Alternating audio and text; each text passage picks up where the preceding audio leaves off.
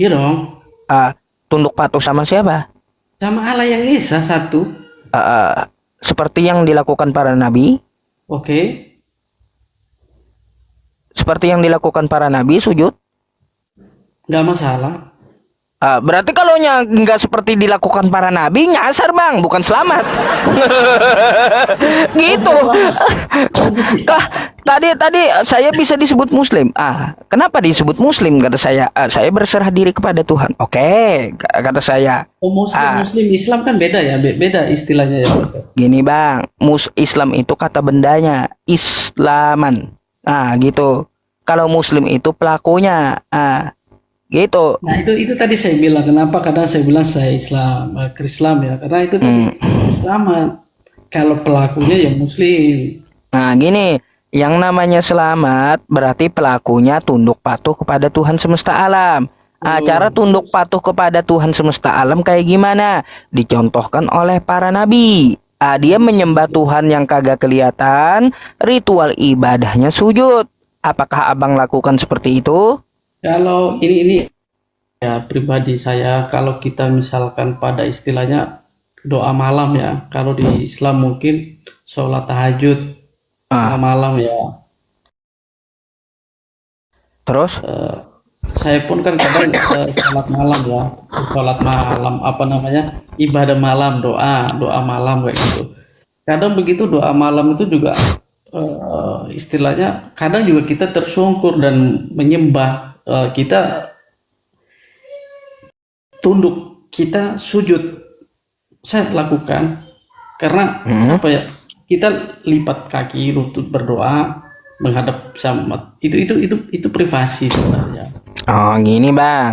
Kalau yang Kalau di tengah malam, gereja, kalau di gereja memang nggak ada sampai sembah seperti itu. Tapi kalau privasi kita dengan Tuhan, individu ya eh, bisa dilakukan. Tapi tidak seperti di teman-teman Muslim yang memang ada beberapa macam cara menyembahnya. Tapi kalau kita sujud boleh, boleh gitu.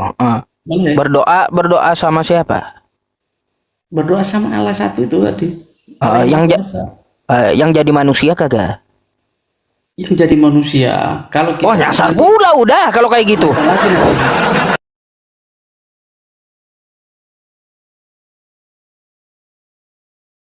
Jadi pada intinya kalau Pak Ustadz mungkin kalau dengar doa-doa itu, memang doa ini kepada Allah yang Maha Kuasa, Allah yang Gini bang, menciptakan yang saya ini. maksud gini, ya abang sujud tersungkur tengah malam, iya kata abang. Menyembah siapa? Menyembah Tuhannya para nabi yang kagak kelihatan? Tuhan yang Betul, kan esa nggak kata kelihatan. abang. Kagak kelihatan Tuhan yang esa.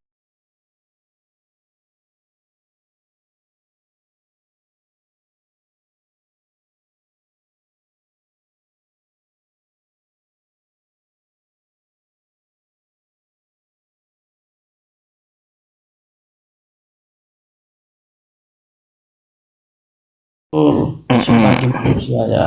Mm-mm. Punya titik lemah ya. Sepakat kita manusia ini lemah kan? Sepakat sepakat betul. Baik, kalau manusia lemah ya bang ya, kita sebagai manusia pasti punya otak dan kita tahu bahwa manusia itu lemah.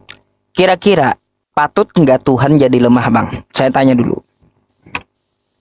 Pantas nggak Tuhan jadi lemah? Gak bisa lah kalau dia Tuhan tuh Nggak nggak bisa. mungkin lemah. Ya iya bang. Makanya bang, kita sebagai manusia aja bang ya. Kalau berbicara pantas tidak pantas begini bang, sering saya sampaikan. Saya manusia, abang manusia. Ya, kalau kita makan nasi cocok nggak? Pantas nggak? Pantas lah makan nasi Pantas manusia. dong. Ya, saya makan nasi pantas, abang makan nasi pantas. Sekarang kalau kita makan kotoran pantas nggak? Yang jelas nggak tahu Pak Ustadz. Bagi kita kagak pantas makan kotoran. Nah, kita yang manusia, bang ya, ada yang tidak pantas bagi diri kita yang manusia, betul? Betul. Apalagi bagi Tuhan. Kagak pantas Tuhan itu jadi manusia, kagak pantas Tuhan itu jadi lemah, kagak pantas Tuhan itu dilahirkan, kagak pantas Tuhan itu mati, kagak pantas Tuhan itu dikandung manusia. Aduh, kagak pantas Tuhan itu diseret makhluknya, kagak pantas ditangkap makhluknya, kagak pantas itu bang, ya. Itu saya setuju Pak Santo. Uh-uh. Memang nggak pantas. Tapi kita lihat lagi tuh, kadang saya juga sering bertanya, konteks kehadiran Yesus Kristus atau Isa Al-Masih itu ke dalam dunia itu seperti apa dan tujuannya untuk apa? Kenapa harus dimunculkan atau dia ada? Kan begitu. Kok Bang, kenapa sampai menjelma jadi seorang manusia untuk mengorbankan dirinya untuk kita ini kan?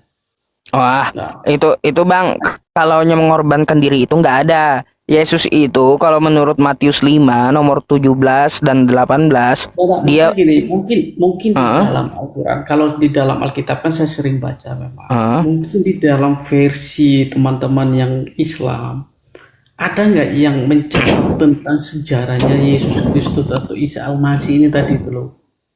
Yang jadi kalau Isa Al-Masih cuplikan bang di Quran. cuma sekedar cuplikan ya. Cuplikan. Jadi cuplikan dan ajaran gitu, ajaran Isa Al-Masih. Jadi gini bang, Yesus itu Tapi dalam Matius teman-teman Muslim percaya bahwa memang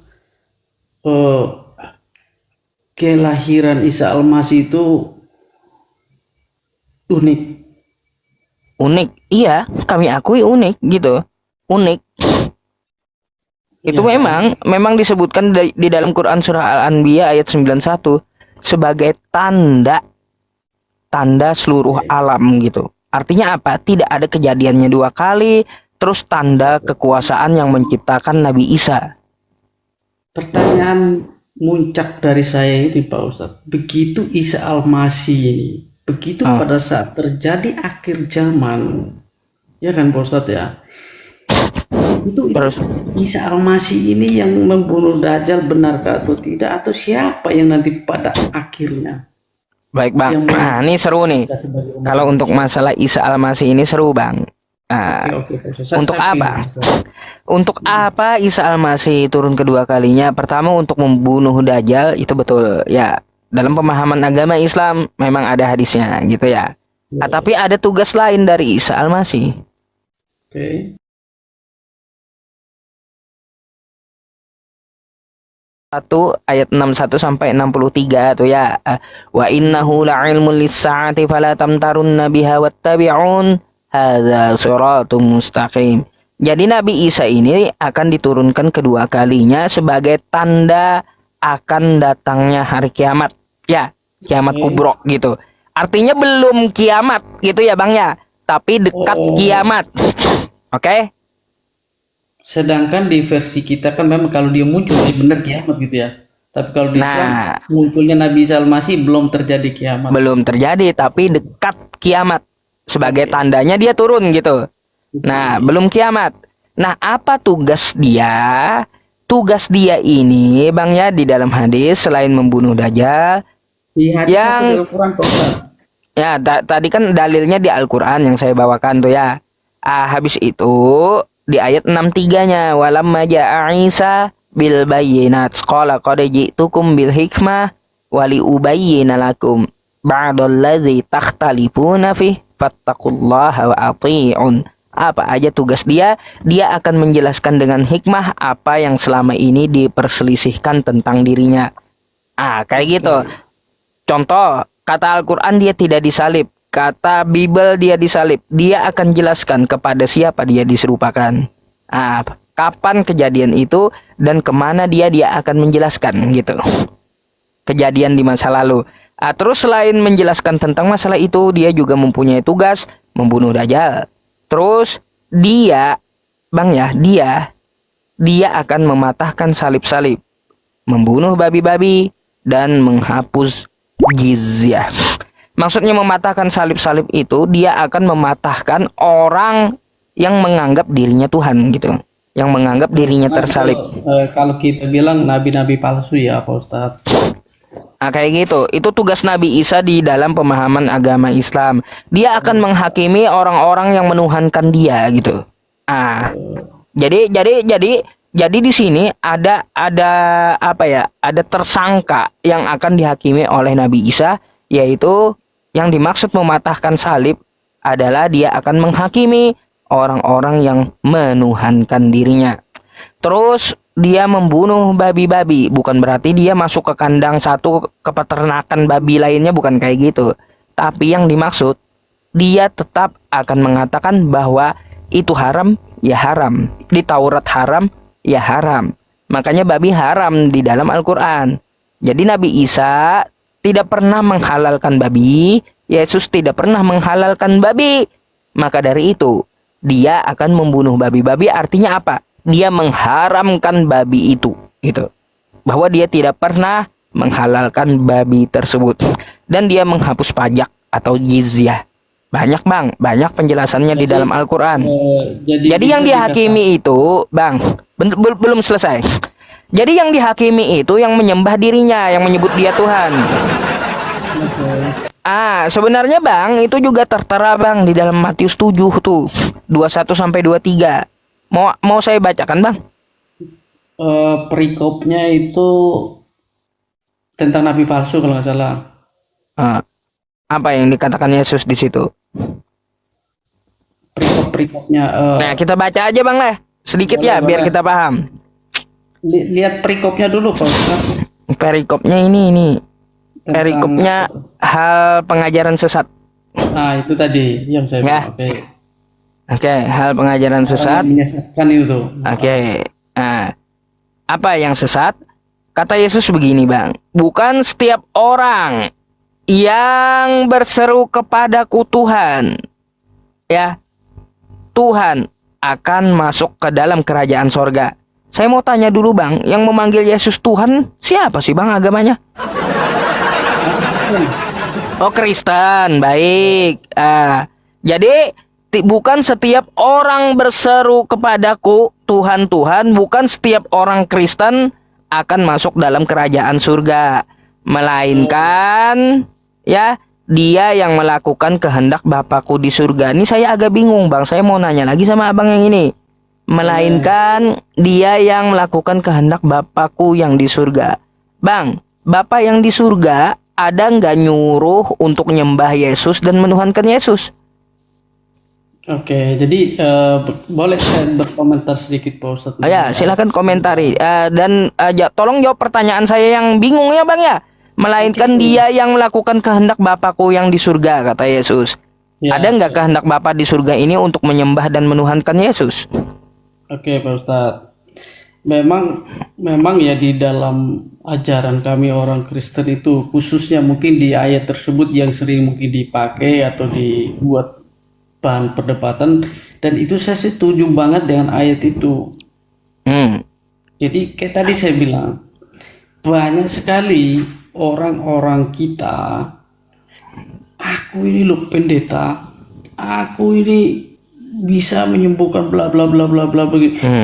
Bisa dalam nama Tuhan Yesus, bla bla. Tapi sebenarnya ada kuasa-kuasa lain yang mereka pakai. Ya, itu saya bilang tadi, ya itu benar, itu di luar dari kehendak yang sebenarnya. Mereka mengatasnamakan Tuhan, tapi ada unsur lain yang mereka masuk di situ. Bukan cuma 100% bahwa memang itu kuasa dari Sang Maha Kuasa, tapi memang ada unsur lain itu makanya itu masuk di perikop tentang hal pengajaran sesat. Kita yang harus memahami ini. Contoh nih, aku sakit ya, amit-amit sakit, terus sakit dokter nggak sembuh, ternyata panggil nih tim doa, ada kan di tim doa. Ternyata tim doa ini juga tidak selamanya mereka itu tim doa. Ada tadi saya bilang tim doa yang cari cuan. Orang nggak kena santet dibilang kena santet. Oh gitu. Akhirnya muncul. Jadi itulah gunanya tadi kita bilang, manusia itu harus berakal kan, harus cerdas, bisa melihat. Oh ya, jadi saya salah satu orang yang tidak serta merta begitu saya dengar khotbah pendeta saya telan mentah-mentah, oh benar, belum tentu. Jadi Bang, dari pertanyaan saya ini mana jawabannya? Ada gak kehendak Bapa di surga itu untuk menyembah dan menuhankan Yesus? Biar saya lanjut ayatnya. Oke, oke, kehendak Bapak kan, kehendak Tuhan itu. Melainkan dia yang melakukan kehendak Bapakku yang di sorga, kata Yesus. Ada nggak kehendak Bapa di sorga ini untuk menuhankan dan menyembah Yesus? Enggak sih. Oh, nggak ada ya, baiklah. Berarti kalaunya yang menuhankan dan menyembah Yesus berarti sesat ya bang ya? Ah, Bisa iya, bisa enggak. Eh, ah, ah. kalau saya tadi saya bilang kita kembali lagi ya. Kita bisa melihat kan ini orang-orang yang memang datang kadang karena setan pun bisa melakukan menghafalkan atau dia memakai ayat-ayat Alkitab. Itu Enggak, gini kan kita sesuai konteks aja yang saya maksud bang ya. Saya kan bertanya melainkan kehendak Bapakku yang di surga. Perikopnya kan hal pengajaran sesat kata Yesus. Nah, ciri-ciri pengajaran sesat, hal pengajaran sesat. Makanya saya tanyakan kepada abang, ya, adakah kehendak Bapa yang di sorga untuk menuhankan dan menyembah Yesus? Kata abang tidak ada. Berarti kalau ada yang menuhankan dan menyembah Yesus, berarti sesat menurut Yesus. Ya, itu aja gitu. bisa Ah, bisa dikatakan karena dia yang bisa menentukan sesat enggaknya kan, cuma ah, kan kita ah. bisa melihat sesuai nggak dengan ajaran yang sebenarnya. Kalau Ya, ada sedikit yang tidak sesuai, berarti ini kuasa kegelapan yang menguasai manusia tersebut. mantap bang, betul. Betul. Ah. Harus cerdik, kita harus cerdik seperti ular, tulus seperti merpati. Begitu dalam kita. Baik, lanjut lagi bang ya. Boleh, Pada hari terakhir, ini hari terakhir ya. Banyak orang yang akan berseru kepadaku, Tuhan, Tuhan. Rupanya Kristen pula ini ya. iya. Bukankah kami bernubuat demi namamu dan mengusir setan demi namamu dan mengadakan banyak mukjizat demi namamu juga? Apa kata Yesus jawabnya? Pada waktu itulah aku akan berterus terang kepada Kristen dan berkata, aku tidak pernah mengenal kamu Kristen, enyahlah daripadaku, kamu sekalian pembuat kejahatan. Bah. Jadi gitu. Mm-mm. Untuk kita orang Kristen, kalau kita mau baca terus tentang ayat itu, kita akan memahami maksud Tuhan. Supaya kita jangan melakukan hal-hal yang memang di luar dari ajaran yang sebenarnya gitu loh. Kan banyak itu tadi, banyak sekali itu tentang ajaran-ajaran sesat itu banyak sekali Pak Ustadz. Jadi kita harus hati-hati dengan nabi-nabi palsu segala macam. Karena kita pasti bisa dikuasai sama Bang, wajah itu. Bang, kalau Yesus bilang kayak gitu, ya dia kagak kenal Kristen, dia akan mengusir Kristen. Ngapain abang jadi Kristen? Eh, Eh, kita harus lebih memahami maksud dari ajaran itu tadi ya. Jangan bukan berarti begitu saya ini kan saya boleh berapi-api menginjil ke sana kemari tapi ada unsur satu saja contoh unsur apa istilah unsur cuan atau unsur apa gitu ya, satu aja kita masukin unsur yang tidak benar, gagal kita menjadi Kristen yang sejati. Waduh, Itu loh. iya. Saya harap baca berulang-ulang nanti bang ya. Gitu tuh, ya. Sesuai dengan Al-Quran kan bang, sesuai dengan hadis saya kan, bahwa di hari terakhir Nabi Isa atau Yesus itu akan menghakimi orang Kristen gitu. Bukan orang Kristen saja, pasti seluruh umat manusia akan dihakimi. Oh, bang, kalau seluruh umat manusia ya, saya tidak menyebut Yesus Tuhan. Karena yang dihakiminya di situ yang menyebut dia Tuhan. Oke. Nggak mungkin seluruh manusia. Kalaunya Hindu nggak mungkin menyebut Yesus Tuhan, nggak mungkin. Kalau versi Pak Ustadz kan, kalau versi kita orang Kristen, Yesus itu tadi dia datang untuk seluruh umat manusia. Ini versi kita Kristen. Kalau versi teman-teman di Islam termasuk Pak Ustadz ini kan khusus kita orang Kristen. Nggak apa-apa, itu kan versi Pak Ustadz. Kita harus bisa lapang dada dan menerima dan kita bisa menilai. Oke, Hmm. bagus, nggak apa-apa kan gitu kan. Tapi Mm-mm. endingnya kan nanti memang ya boleh kan berarti Yesus Kristus itu kita sebut dia Sang Juru Selamat. Karena kalau dia Isa Al-Masih tidak membunuh Dajjal, habislah umat-umat ini semua dikuasai Dajjal. Betul nggak Pak Ustadz? Mm-mm. Iya, Berarti namanya boleh ya? aja, Bang, namanya aja juru selamat kan? Itu Tadi selamat dalam bahasa Arab apa, Bang? Islam, Juru, Juru Selamat, juru, Yesus itu juru, Juru Selamat. ya selamat Juru dalam Islam bahasa berarti. Arab. Juru Islam berarti. Juru Islam Yesus. Oke, oke, bagus, bagus, bagus. Hah, Jadi teman-teman yang Muslim ini, Yesus Kristus lah yang menyelamatkan teman-teman kan, termasuk kita juga. Berarti pada intinya kita ini sama-sama diselamatkan oleh beliau. Gitu ya Pak Ustaz ya. namanya aja ketahuan juru selamat. Selamat dalam Itu tadi saya bahasa Arab setuju. Islam gitu. Islam berarti Yesus yang kita bilang Yesus berarti Isa Al-Masih ini setuju untuk Juru menyelamatkan Islam kita dia. ini. Setuju, saya sepakat ya. Yang jadi pertanyaan kan dalam Taurat apa kita orang Kristen ini diselamatkan apa tidak?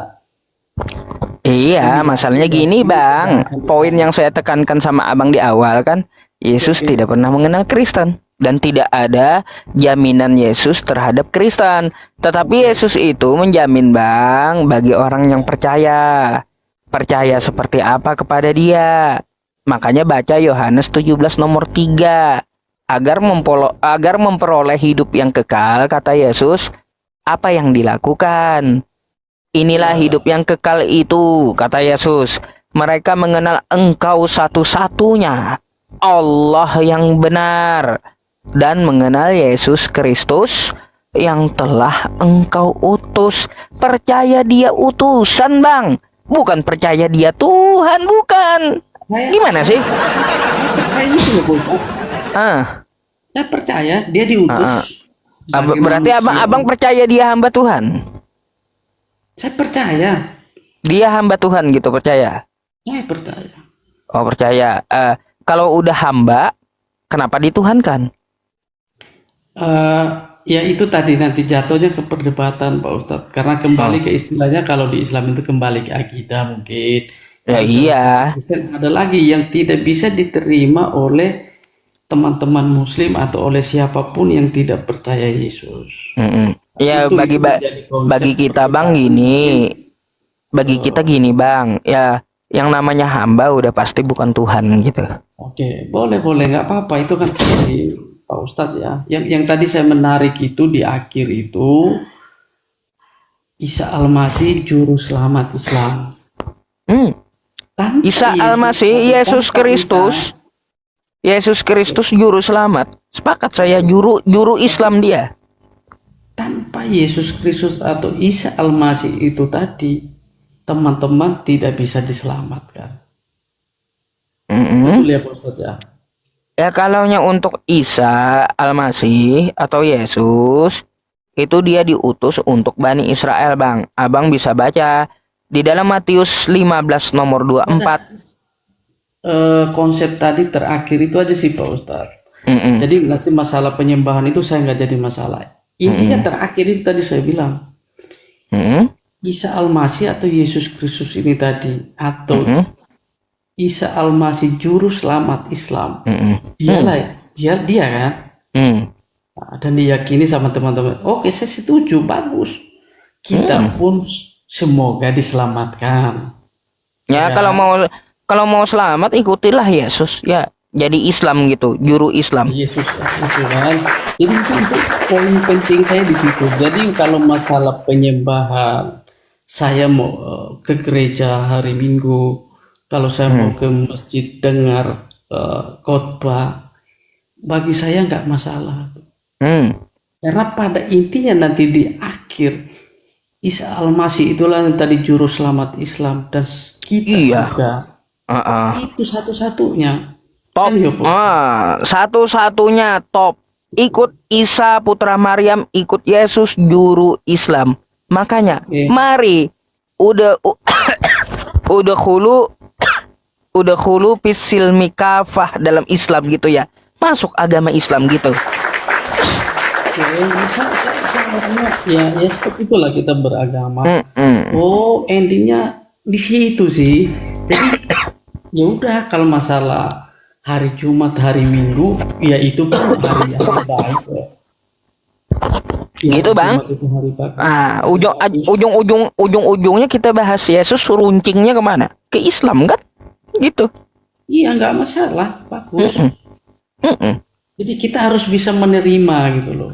Kadang kan teman-teman saya mungkin yang teman yang Islam, yang Kristen, mungkin karena fanatik, takut kalah debat. Ya kalau yang dicari perdebatan ya nggak Oh, dapat. enggak bang, kalau kita debat cari kalah menang, ya saya ngalah aja, kau lah yang menang, ya kayak gitu. Gitu aja. Islam itu keren loh. Islam itu bagus. Karena saya sering bergaul sama teman baik-baik. Mm-mm. Itu loh. Jadi ya saya setuju Islam, apa istilahnya, rahmat, apa itu, Islam apa istilahnya, Islam rahmat. Ya, Islam rahmatan lil alamin, rahmat untuk semesta alam. Tuh, saya setuju Pak Ustaz. Gitu. Ya itu bang, bagusnya Islam kayak gitu. Saya bukan menyinggung atau apa bang ya. Cuma saya hanya membanding masalah keselamatan. Iya. Ujung-ujungnya runcingnya ke Islam. Para nabi itu runcingnya ke Islam memang. Iya, mungkin kita beda cara menyembah. Terus kemudian ada teman saya yang sepersepuluhan, saya nggak sepersepuluhan. Terus mereka bisa bilang, wah kamu nggak mungkin diselamatkan, nggak bisa. Iya, hidayah itu mahal Bisa bang. diuji dari Mahal, nggak bisa dibeli emang hidayah itu. betul. Ini saya malam ini dapat banyak ilmu dari Pak Ustadz. Ya, Semoga alhamdulillah. semakin Semoga abang mendapat hidayah dan mau berpikir gitu loh bang. siap. Saya selalu berpikir baik, Mm-mm. saya belajar karena terus terang saya punya tulang rusuk pun Islam. Hmm. Wah, Gitu. siapa yang nikahkan bang? Waduh, Nanti jadi perdebatan lagi tuh. iya nggak sah bang, pernikahan abang nggak sah, beda agama dalam Islam. Nggak apa sih Pak Ustadz, nggak apa-apa. Jadi nanti kembali ke, mungkin ada suatu waktu saya kepingin diskusi sama Pak Ustadz. Boleh, silakan, saya terbuka buat abang. Naik aja setiap malam, boleh silakan. Ya, Boleh, ya, itu mungkin selanjutnya karena saya sendiri ya saya rasa baik-baik aja gitu. Tapi memang ada versi itu nggak sah segala macam kan. Nah itu bagus kok untuk kan ini buat isi otak kita ini supaya jadi manusia yang waras kan gitu. nah betul tuh. Karena apa? Kita ini diberi akal, beda kita dengan hewan kan bang ya. Jadi dengan akal kita mencerna mana Tuhan, mana bukan Tuhan, mana baik, mana buruk kan, betul. Seperti itu. Betul. Sip. Sip. Itu loh, jadi supaya kita nih adem, jadi yang nonton pun ya nggak kecewa, nggak ada perdebatan yang menjatuhkan, yang saling menghujat itu. Karena kalau kita pun menghujat nggak usah nyembah Tuhan, karena Tuhan itu nggak mengajarkan untuk saling. Kita diselamatkan sama Isa Al-Masih, itu aja. Nggak ada. Diselamatkan nggak ada Isa Al-Masih. Yang menyelamatkan itu ketakwaan kita bang. Rahmat Allah. Kalau di Islam bukan Nabi Isa, bukan. Oke. Terus kalau misal pertanyaan terakhir aja nih Pak Ustadz. Oh, apa tuh? Kalau di Islam itu surga itu apa namanya? Taman apa? Taman Firdaus atau Taman Eden atau apa tuh? Surga banyak bang. Disebutkan dalam Al-Quran itu banyak. Ada Jannatul Ma'wa, terus ada Firdaus, ada juga Eden. Sebutannya bukan Eden tapi Aden. Jannatu Adenin. Nah, Aden, surga Aden, Adenin tajri. Tapi ada juga surga-surga lainnya. Contoh Jannatul Ma'wa. Tuh. Banyak. Ada surga Firdaus. Iya, rahmatnya luas, Bang, untuk makhluknya. Allah Subhanahu wa taala itu, kamu mau masuk surga yang mana? Kalau kamu mau surga Firdaus, ini amalannya. Salat, Kayak gitu. Oh, ada macam-macam ya Pak Ustadz. Iya, Kayak kita ini kayak gitu. bisa saja nggak ketemu di satu surga. Misalkan saya di Taman Firdaus, Pak Ustadz ada di taman apa namanya di surga yang lain, bisa jadi tergantung amal dan perbuatan berarti Pak Ustadz. Tergantung apa yang kita amalkan gitu. Jadi kayak gitu, Bang. Siap. Makasih banyak ya Pak Ustadz. Semoga kedepannya semakin baik. Iya, Bang. Saya doakan Abang semoga mau berpikir dan semoga mau mengambil hidayah ya, yang sudah ke tempat Abang gitu ya.